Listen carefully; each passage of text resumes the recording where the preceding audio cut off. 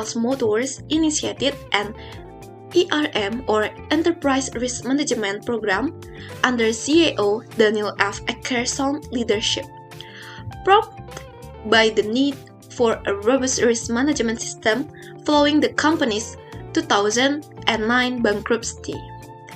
Eckerson envisioned ERM as a competitive advantage, enhancing readiness and responsiveness to evolving industry challenges. And our CEO aimed for a comprehensive ERM program that not only addresses risk but also capitalizes on opportunities.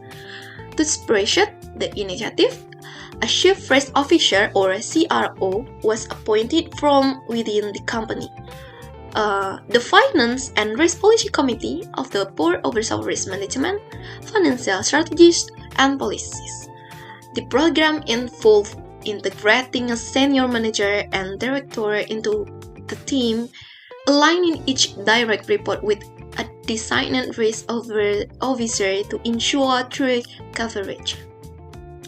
Okay, and recognizing the CEO and direct report as the ultimate risk officer and owners, the risk officer team was carefully selected for their business experience, financial acumen, and ability to objectively identify and discuss the risks. This representative actively engaged in the ERM program while managing existing responsibilities.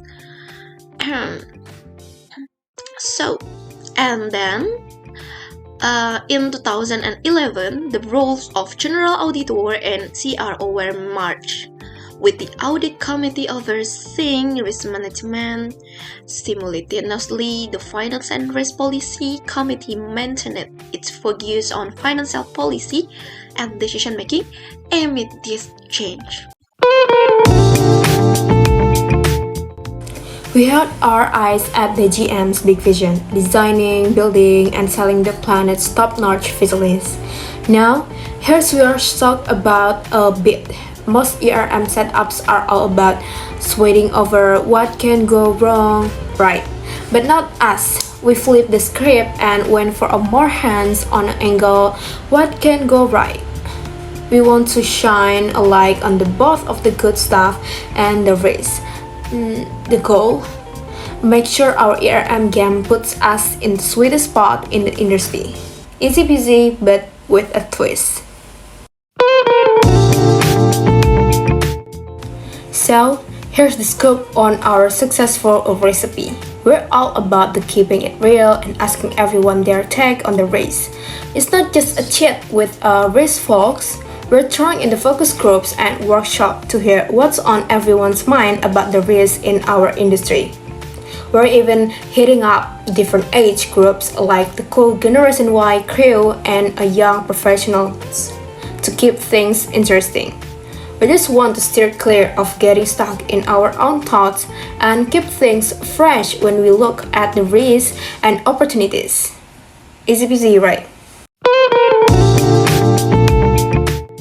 We've revamped our risk assessment approach. First off, senior executives now handle assessing the probability and impact.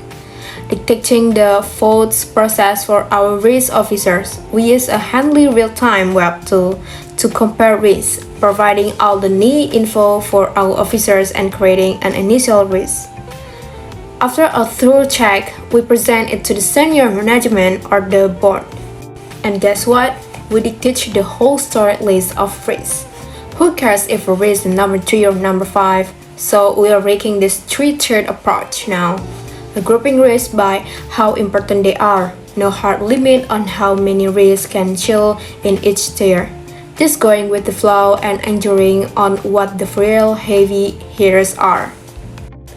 Lastly, we are all about these 3 measures, current and residual risk levels, to track how our mitigation efforts are going, using a cool 5-point scale with clear definitions for our immediate and residual risk ratings. Our risk officers discuss it with the executive committee, and their assessment takes the spotlight for seniors, management, and the board. It's like our backstage pass to grasp where our top risks stand. This new graphic alongside the usual risk heat map gives us a sneak peek into the future, and we're all in. It's a playbook must-have. Lesson learned: understanding corporate culture. Do you know that the ERM implementation at the General Motors has a great success for several reasons? Why? Because there has been an excellent support from the CEO and also the senior management. We have strong, knowledgeable, and highly engaged ERM team and also the risk officer organization that touches every part of the business.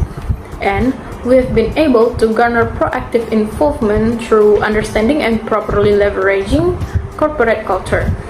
We recognize that we need to ensure that the ERM environment at the General Motors was an open forum where people could share freely. We looked for several specific traits or specific criteria when we selecting our new risk officers. There are first, high potential executives and leaders. The second one, strong business experience and good financial acumen.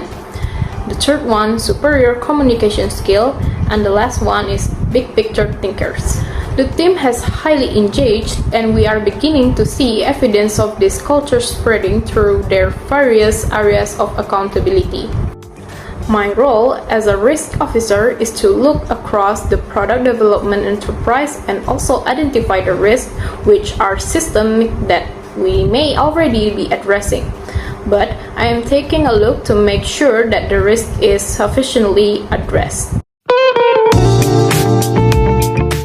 The primary foundation in the General Motors enterprise risk management practices is centered on the involvement of operational leaders and profound understanding of external risks. For the General Motors, ERM is not just about identifying risks, but also about the comprehending opportunities. The risk identification process provides comprehensive insight into global function. I will give you the concrete examples. The General Motors retail holding underscored the importance of accurately identifying players, options, and preferences. Errors in gauging external preferences and understanding available options can have serious problems. Therefore, a systematic approach in addressing key questions become essential.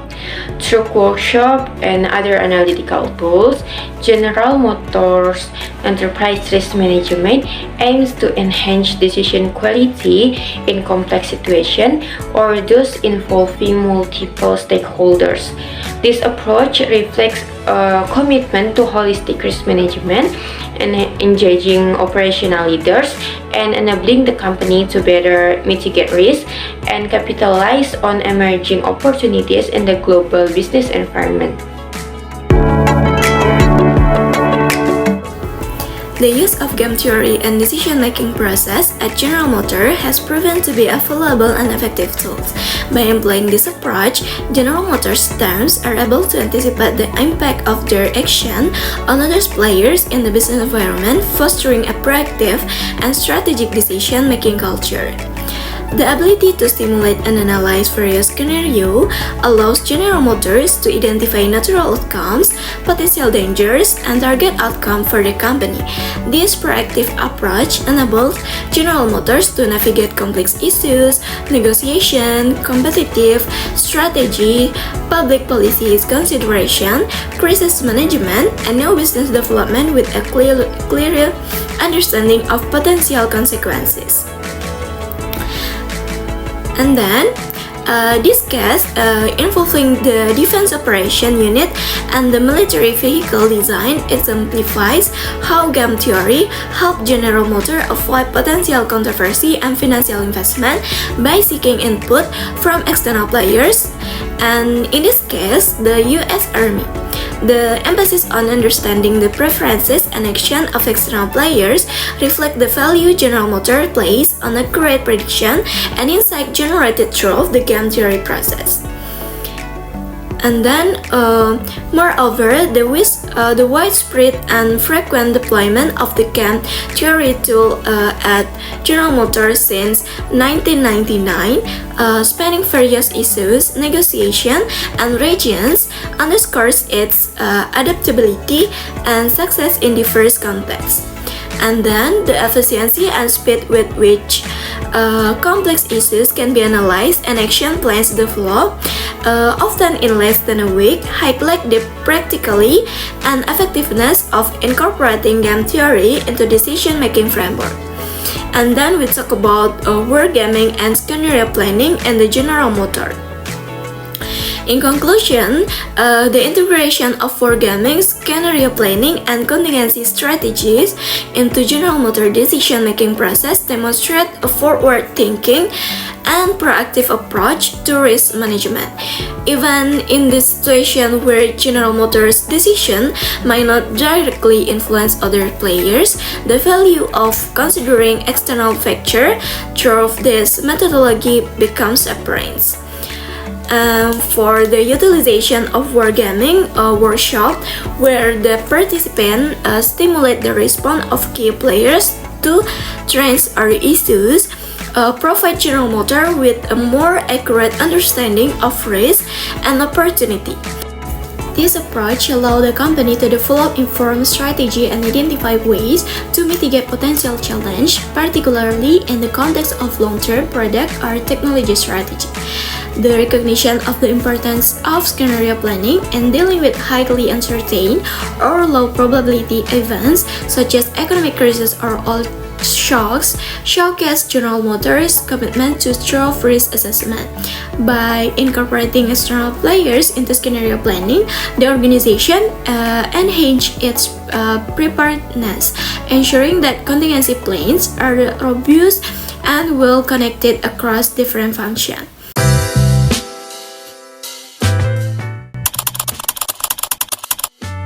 When we entered the third year of ERM program, our company has taken several initiatives to change, better integrate the ERM program into its internal control efforts.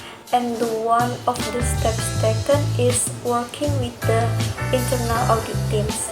This is to ensure that the company's top risks are key considerations in the annual internal audit risk assessment.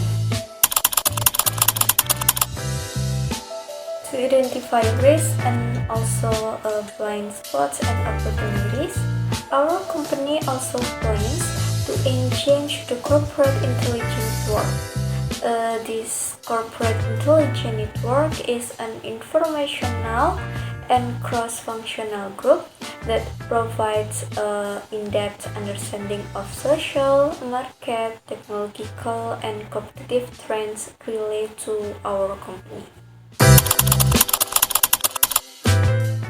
Yes, there are development of control self-assessment. Our first focus in ERM program was to identify and manage top risks, but we realized and eventually also paid attention to the oversight of day-to-day operational control. And because of that, we are developing an improvement program for operational control self-assessment.